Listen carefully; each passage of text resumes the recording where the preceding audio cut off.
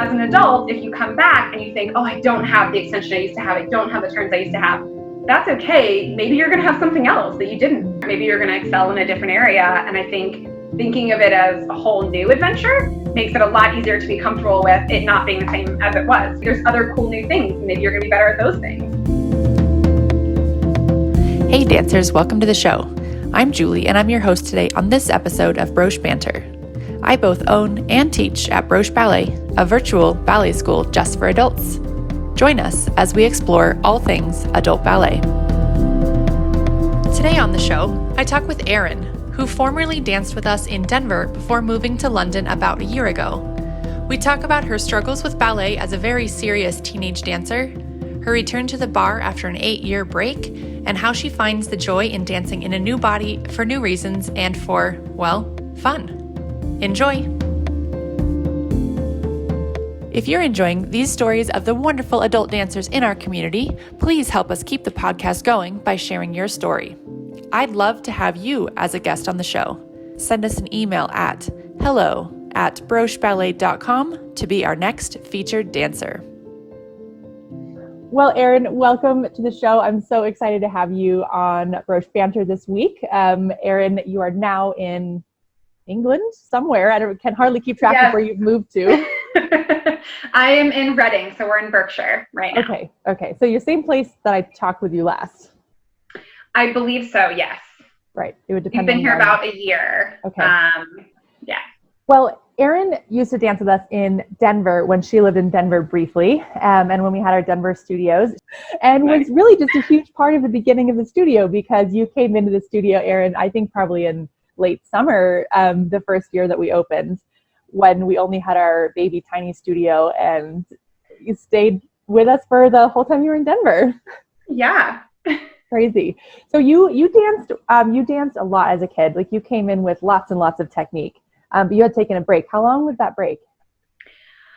I'm going to say it was probably 8 or 9 years.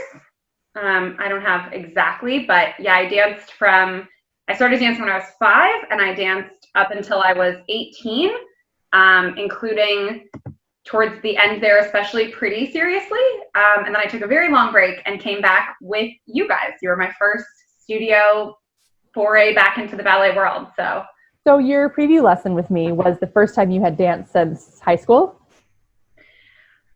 I may have taken 1 or 2 like open classes in New York when I first moved there for college, but certainly, yeah. I mean, basically since I was 18 or 19, yeah. Are you still dancing in England?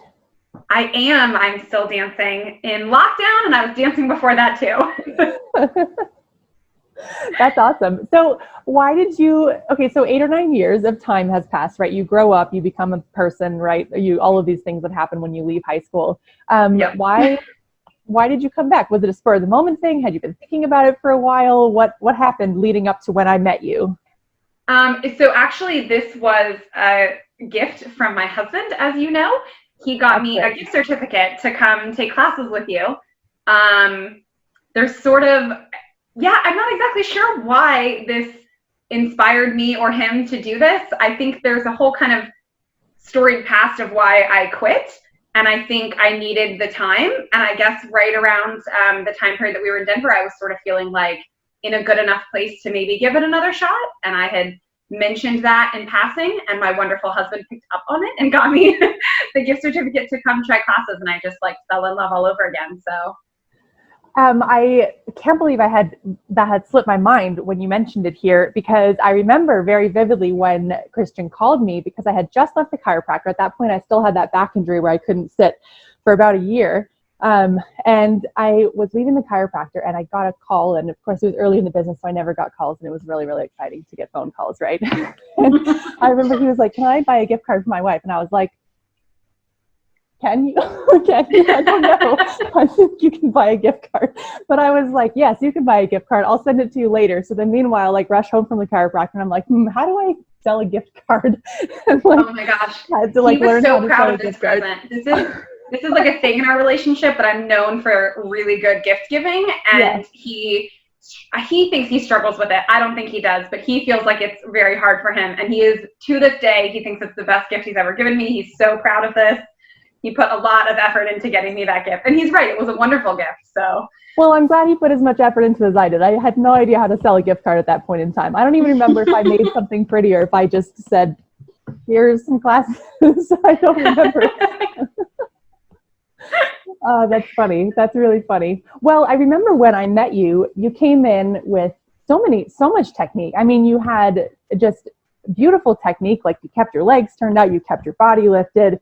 It was very clear that when you stepped in the ballet studio, you had been in many, many of these before. And even when you got your point shoes back on, I was like, dang, this girl has done like point before, right? You have the technique of it.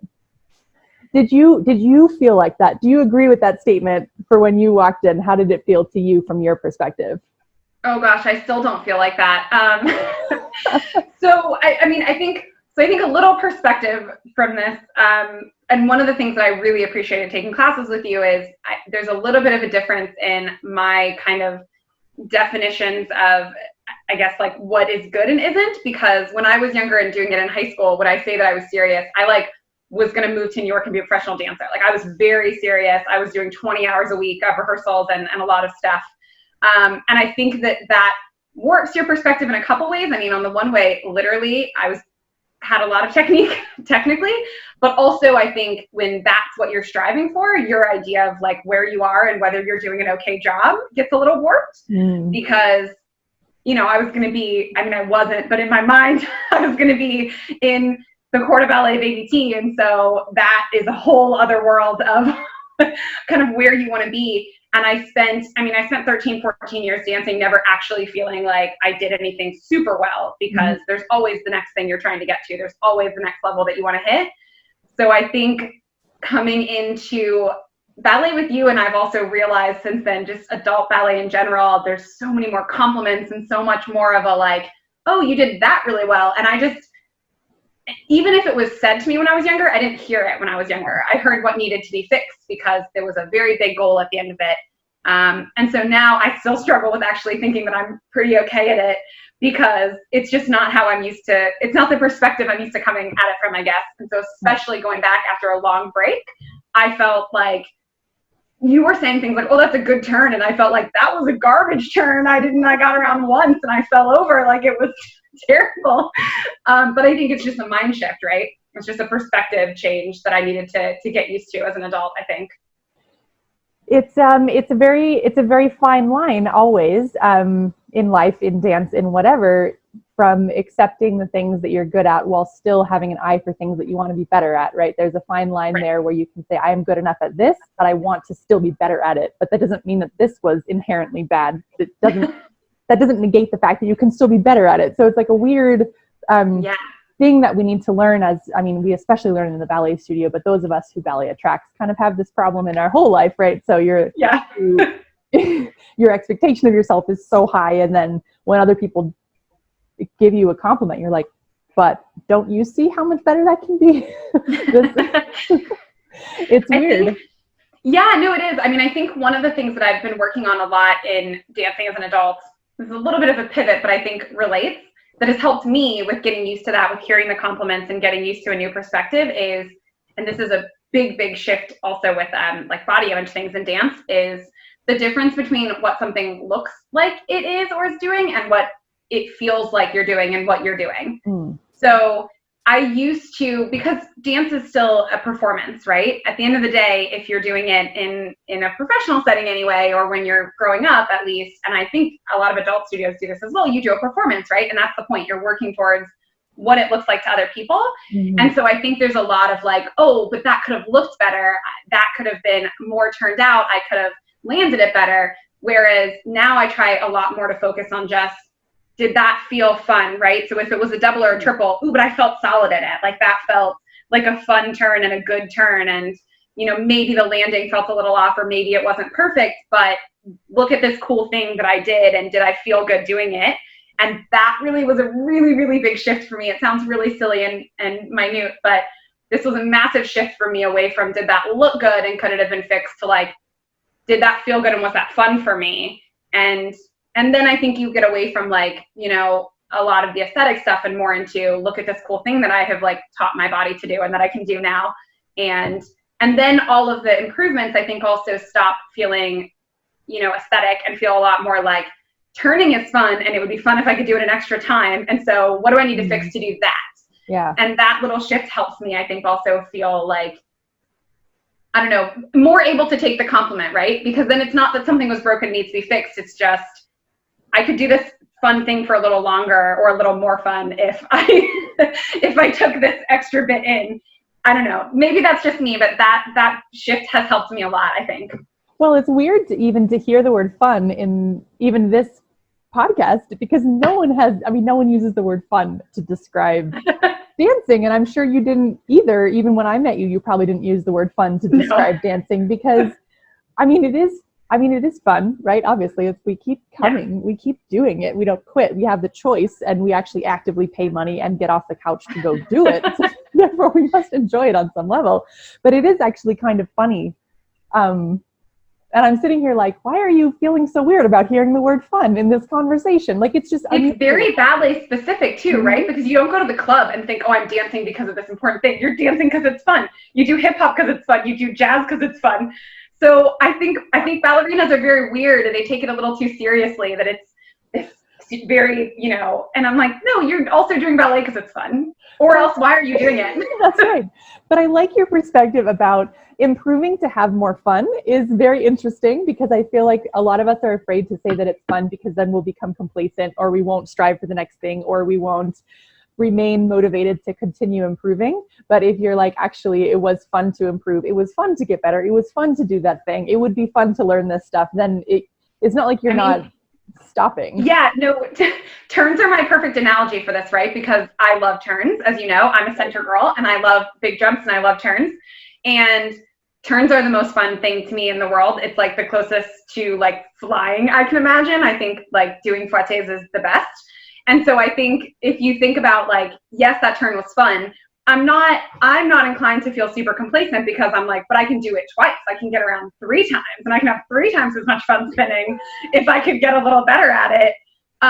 But I just think it makes me feel a little better about if I just do the one. That's okay. That was still a good time, and it wasn't wrong. I got around, right? So it wasn't wrong. I just want to do it more. I want to do this thing more. And so what do I work on to do it more? I don't know. In my mind, turns are like kind of the perfect analogy for these things, because a single turn is great. It's just, do you want to spin around more and have more fun? And then what do you do? But it's nothing was broken. You got around. So. Right. And it was mediumly fun. It's just that you could have massive fun. Right. Exactly. I think for me, the equivalent of that would be high legs in a développé. Like, it is so fun to just feel your legs floating and like feel them going up when you're not really struggling against them. Like, when you get that feeling, I would say that is the equivalent for me of like, it is fun. How can I get them higher? Because it is super cool. You're like, look at that leg up there. How cool is that? It's always really good to take, at least for me, I know I've hinted at this earlier in the conversation, but part of why I left was some body image issues that I know are common in ballet.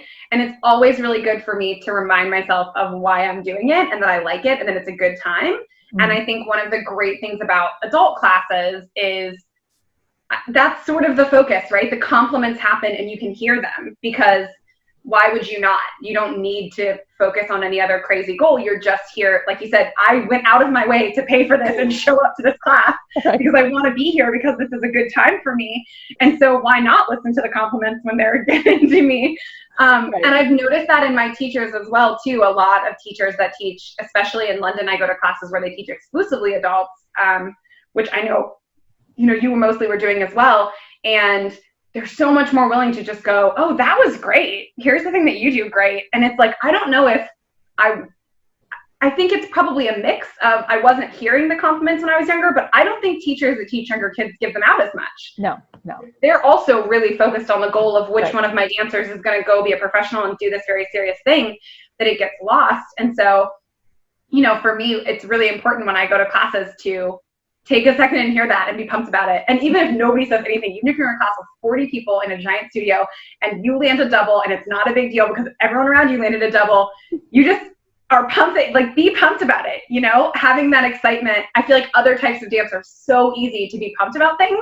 Yeah. And ballerinas are very, okay, but now the triple. And it's like, you can do that in a second. Take a minute and be really excited about the cool thing you just did. That's really cool. A lot of people can't do it. So that's right. It's very cool. And I don't think that teachers give compliments to kids in that same way. I think it's, maybe only one of the kids gets a compliment, the one who is being groomed for the top maybe would get one. But even then, I think the motivation is the notion that you're not good enough as a person, as a dancer, as whatever. And I don't think it's on purpose necessarily. I think it's just what we've all been trained as. And so therefore we pass it down because that's just how you train. Like I think in ballet, it's just the way of things. And we just never stop to ask, like, should we enjoy this process? Should we? Yeah, no, I remember when I was younger, we used to go to, because mostly I trained with the same teacher for a lot of my dance career, but we used to go to these workshops every year, sometimes twice a year. We'd go to these different sort of statewide or in a couple places region-wide different dance events for like a week. And it was to get training with, professionals would come down and teach a class or different teachers. I used to always fight with my ballet teacher because she really wanted us to take ballet classes, and especially me, and I really wanted to take like the West African class that they had on Tuesday. But that aside, I remember one of the things that she told us, and I think this is very, solid throughout at least dancing with in ballet with younger kids, is if you are getting corrected, that means that you're good. Right. They pick the kid that they think can make improvements. They pick the few kids at the top that they think are going to go be professionals or are going to do this seriously. And those are the ones that they say, turn out your leg more, or here's what you need to do to get that triple in, or, you're not pointing your toes properly, whatever. And I think that in the dance world, that is viewed as mentoring, right? That's, we recognize that you're doing a good job and we want to help you get to that next level. And I think you're right. I think what gets missed is, in either case, right, if you're the kid not getting any feedback, then are you being fair to those set of students that are not, maybe that want some feedback and aren't getting it? But then even for the student that is told, this means you're good. This is because they believe in you. It's hard to really take that in that way. And is that the best way to do it? Because then it's like, okay, well, I'm good at this thing because everyone's constantly picking out everything I'm doing wrong is like a sign that I'm good at this thing. Right. And it's very, very weird. And I think in the adult world, at least in my experience, it's a big shift, right? It's at least the teachers that I've taken that I like taking, and I keep going back to their classes like yours, like, yes, you're going to get feedback, but if you're good, I'm going to tell you something was good. Right. And you don't get that when you're younger. It's very, very odd and off-putting at first. You're not used to someone in life. If you just walked up to me and said, I like your shirt, I would go, oh, thanks. Here's where I got it. But in the ballet studio, if you go, oh, that was a good turn, I'm like, did you not see that? What? Like, you don't know what to do with it for a while. You have to adjust. But I think you're right. I think in for the younger kids, it's that mentality of if we're picking these things out that are to be fixed, it's because we think you can get to the next level. It's because we think that you're really good. And nobody really says, is that really what we should be doing to 12-year-olds and 13-year-olds? Right. And non-stop nitpicking everything they're doing wrong. Totally. And it's always a question of like, can you get to the top without that? And if the top is your goal, how much of that do you need, right? So it's a different world than the world we're living in, where fun is important and motivation is important and having an escape from your life is important, and feeling like we're good people and whole humans and all of that stuff is like a part of what we do in the studio, right? We have slightly different goals. But yeah, it is.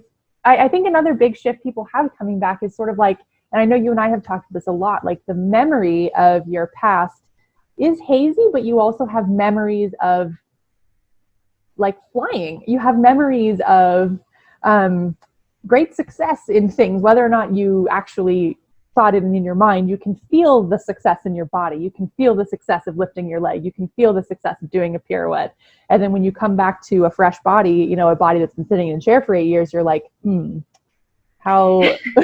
Yeah, we joked about this too, because I think you also have, when I first came back, I don't know if you remember, I do, when I first came back and started taking classes with you, especially, and I think it was my first or second, either the preview class or my first actual class with you, we did some things in center, and I had this muscle memory of what I was doing. And so you did a combination, and in my subconscious brain or my muscles or wherever, there was time for a triple. And I went to go do it and I did my full force and realized that I could not do a triple anymore. I almost fell over because, you know, again, and I don't think I was thinking I'm going to go for a triple. I think I heard the music and I was used to ballet and I said, okay. And I went to do a turn and I put way more force than I could ever handle. My core had not handled triples for 8 years and I was not ready for it. And I almost fell over and I had to remind myself, like, I know that my legs think that they can go up there because they remember going up there, but they actually cannot anymore. And I need to, like, be okay with that. I mean, I think there's a physical element of getting back in shape, but also a mental element of this will still be a good class, even if my leg isn't next to my ear very easily like it used to be, or at all ever. Right. So a lot of people quit after that first experience. Did you want to? Man, the first class was rough. I'm not gonna lie. One of the benefits is my husband did not get me a gift certificate for a preview. He got me a gift certificate for like 4 classes. Yeah, I remember. So he fully knew, or at least in his mind, thought the gift needed to be multiple sessions. Yeah, smart guy. which was genius, because after the first preview, again, you've sat here and said like, oh my, I had so much technique, and I walked away like, oh my God, what have I been doing for 8 years? I am never going to be good at this again, and was like a little bummed when I got home. But after, I mean, it was pretty quick. I think a couple of classes in to actually taking classes with you, and I was like, not that I was anywhere near where I was, but I felt like, oh yeah, this is some work. Like I remembered, it was like those extra classes reminded me that you don't just stand on stage and do fouettes. You do an hour and a half of barre, many hours a week, and you get, and you build up the muscles and remind yourself of these things. And I think all I needed was just that couple extra classes of reminders of the work that I put in to go, okay, no, I'll get there again. Like it'll be okay. But yeah, no, the first one was a little rough. Yeah.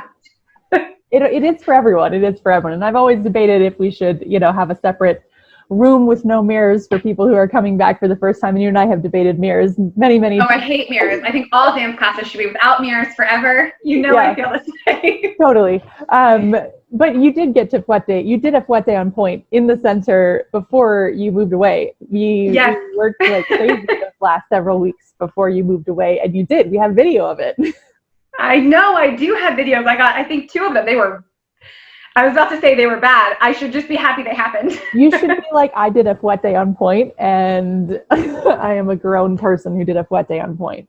It's so funny. I have a couple friends that I'm still friends with, that I've been friends with since I was little kids, that did ballet with me, and they don't anymore. I actually have inspired both of them to go try adult classes, though. Great. One of them I know she's in New York, so it's not open, but I know she was taking them. I don't know if the other girl did any more than the couple, but I got both of them back to like trying a class, mostly just for me saying, no, it's really different than you remember, I promise. If it's not, maybe one of them, one of them in particular, I posted the video of the fouettes on point, and I did this whole post about like, look, these are rough. It's 2. I know I'm off the music because I couldn't keep up with the music, but I'm just super excited that they happened at all. I'm so proud of myself. And one of my friends commented, and she said, this is about as good as I was on flat when we were doing this really seriously, which I think is wrong. She's totally underestimating it. But it was a really interesting perspective for me to go, yeah, you know, I forget that I have 2 friends that did ballet when I was younger. It's not like anyone else.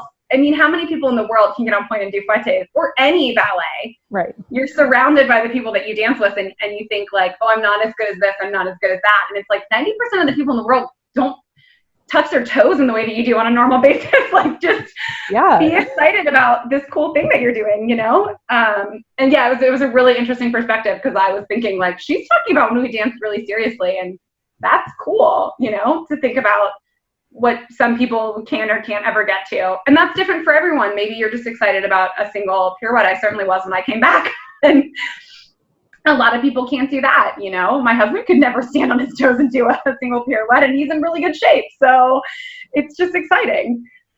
Do you so you did ballet for a very, very long time when you were a kid. Do you remember why you kept doing it when you were a kid? And are those reasons similar or totally different from why you keep doing it now? I think they're very different than why I keep doing it now. I think now, I mean, so to kind of outline both of them, I think now I do it because it's fun. Maybe a weird word. But it's really good, like, mental health for me. I sort of forget how physical I used to be. And so when I am stressed or not feeling great, or even like physically not feeling great, a really good workout clears my head. Mm-hmm. And again, props to my husband for knowing this. There have definitely been days when it's been, maybe a week because I was injured or sick, and then I'm just upset for a few days, and he's like, you need to go to a class and leave me alone. And I'm thinking, like, I don't feel like it, it's fine. And as soon as I go, I come back and I'm like, no, you're right, I feel so much better. So it's definitely like mental health now, and it's fun. And I love a dance studio, and I love class, and I love ballet. But I think when I was younger, the things that I remember anyway, there definitely was a social element to it. I had friends in dance, and that was outside of school, kind of how I saw a lot of people that I was friends with. And we chatted, and there's lots of pictures of me in class when I should be doing dance or listening to a combination, and instead I'm talking to someone. Crazy.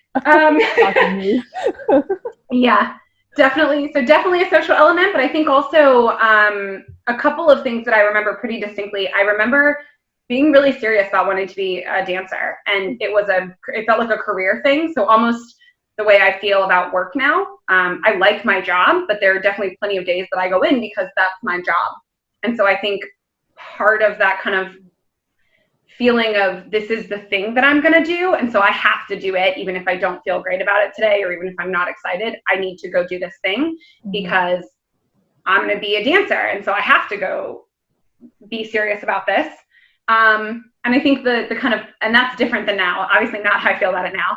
I think the other thing that's really different and not how I feel about it now is there was a bit of like an obligation. My family's sort of full of athletes. My brother played baseball almost to professional. My mom was a swimmer almost to professional. We all kind of fall short of the professional level. But that was a very, very big thing in my house. And my parents also struggled a little bit to pay for all of my dance stuff and get classes for me. They never let me know that at the time, really. But looking back now, I know that I wouldn't have been able to pay for that on what my parents made. They went out of their way to make it happen. And so anytime that I was sort of, I don't really feel like it, my parents were there going, you said you were going to be there and we paid for this class, so you get dressed. Like, it was definitely an obligation. And again, I don't mean to make that sound entirely just money focused. They also are really big on, you told them you were coming to rehearsal, so you need to go to rehearsal. Unless you're ill, like, you go.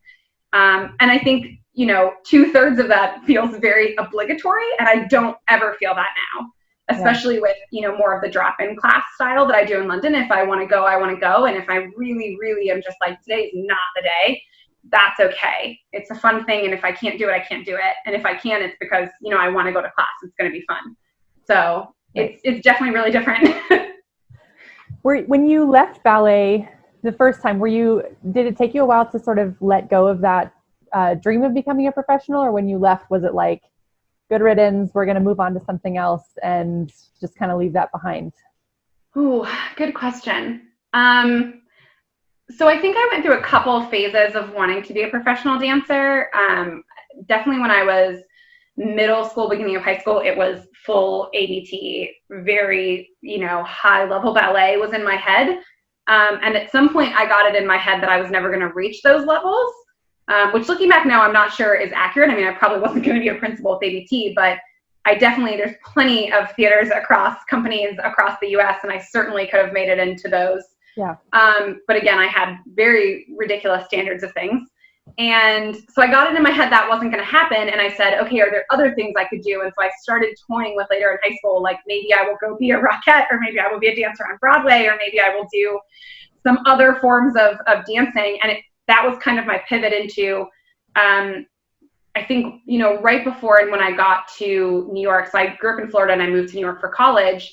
And I think that move felt like, this is probably over a period of a year or two, but to me that felt really quick, which was just a kind of reckoning with not being happy with what I was doing and my life and myself, and feeling like things have to be different.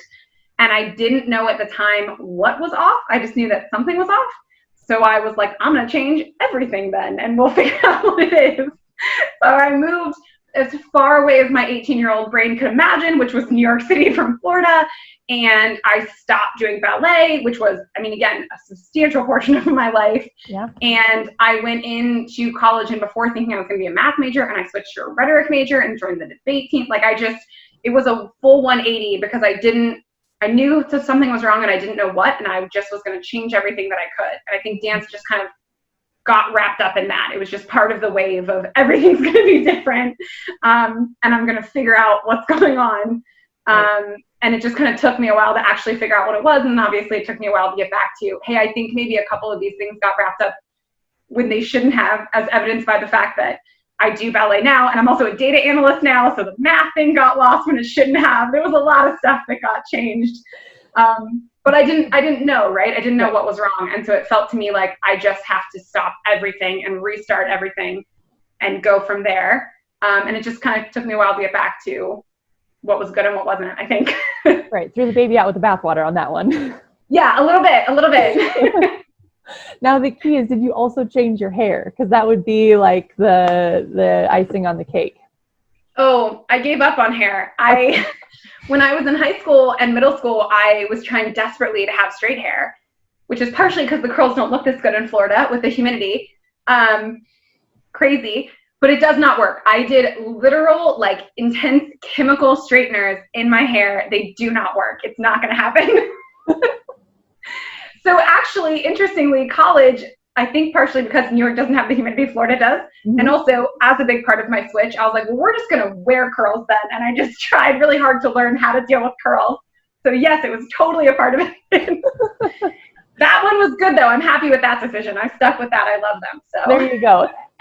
It's not a good, like, identity crisis if you don't also redo your hair. That's one important part of it. Of course, right? Everybody. This is every movie. Every time the girl has to do something, she's got to switch her hair. Yep. I was in the same boat. San Diego to New York, brown hair and bangs. That was the...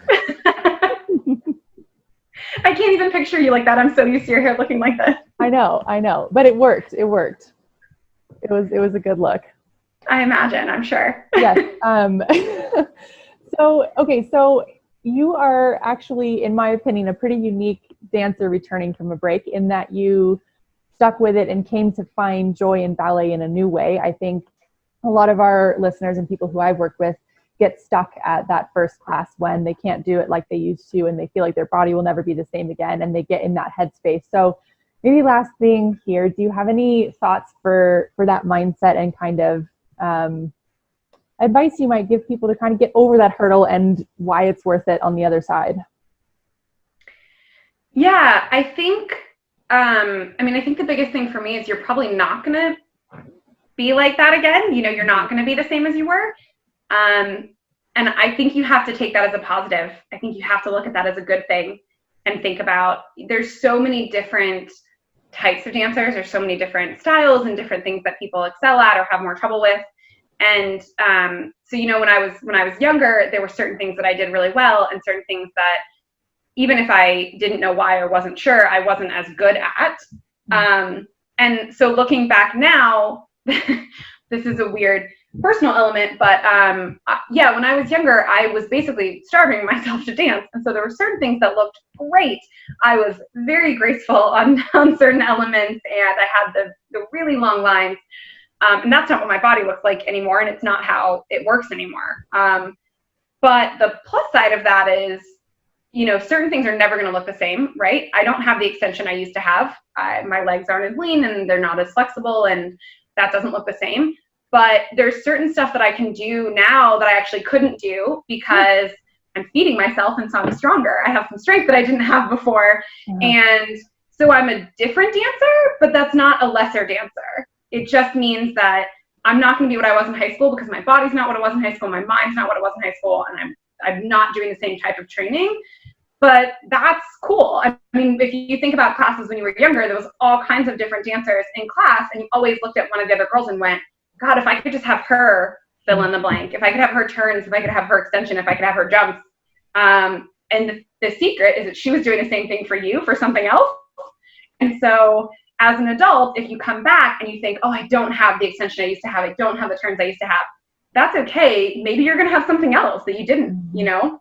maybe something's going to be different. Maybe you're going to excel in a different area. And I think thinking of it as a whole new adventure makes it a lot easier to be comfortable with it not being the same as it was, right? There's other cool new things. Maybe you're going to be better at those things.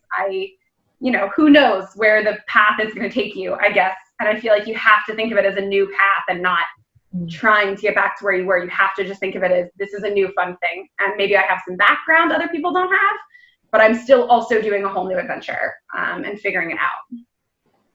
Yeah, that's really cool. It's not really a continuation in a way. It's rekindling a past love, but taking that fire in a whole new direction to a whole new place. It's not really doing it for the same reasons, doing it in the same body, doing it in the same mind. I think it's hard for people to think that they're in a different body, but you really are. I mean, You can't take a break, even a break of a year in something as technical as ballet. You're in a new place and you have to think about it as a new thing. And I just think the important thing is to remember that that's not bad, right? There's other cool things that come from differences. How boring would a performance be if all the dancers looked exactly the same? How boring would a class be if everybody had the exact same technique and did all the same things exactly the same way? That's not a fun class. It's not an interesting thing to look at. And so you're just going to be different than you were when you were younger, and that's okay. You're going to find other cool things from that. So. Well, that's really awesome, Erin. I hope our listeners who maybe haven't gone back in the studio yet and maybe are kind of thinking about it will take those words to heart when they go back into the studio for the first time and not be so harsh in comparing themselves to their child self. It's really a different person, and you shouldn't compare yourself to any person. So why that one? Right. And take a little while. Book like 3 classes in advance so that you've already paid for them. And then you can't quit after the first one. You have to go back.